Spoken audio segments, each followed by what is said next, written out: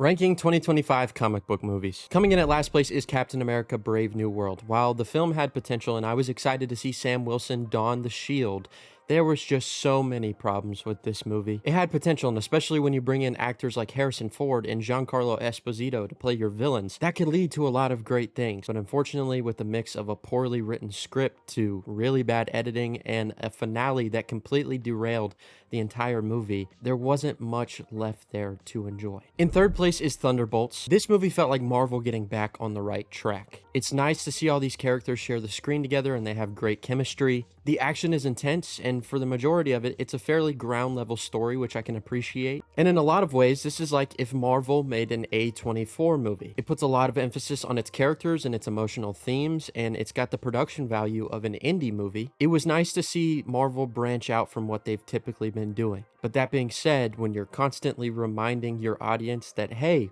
we can make an A24 movie, it begins to wear off and lose its appeal. And for all of the ways that it was trying to be different, it still had to shoehorn so much of the overall universe into the movie to connect it with everything else, that by the end of it, I thought it was just fine. My runner-up is going to be Fantastic Four First Steps. This feels like Marvel at the top of their game once again. They treated Marvel's first family right here. All of the casting is pitch perfect. It's easily got some of the best visuals, as well as my favorite score from the MCU from Michael Giacchino. Setting it in this retro futuristic landscape that we haven't yet seen before in this universe was very exciting. Not to mention, it feels like with Galactus, we have a villain yet again that feels threatening. My only issue with the movie is that it has a problem with its pacing. A lot of times the movie comes off as episodic, not really letting you marinate in some of the more character-driven moments that I was very interested in. But by the end of it, I was thoroughly impressed. But my top spot is going to James Gunn's Superman. I was hesitant with this movie. I didn't even think the marketing material looked that great.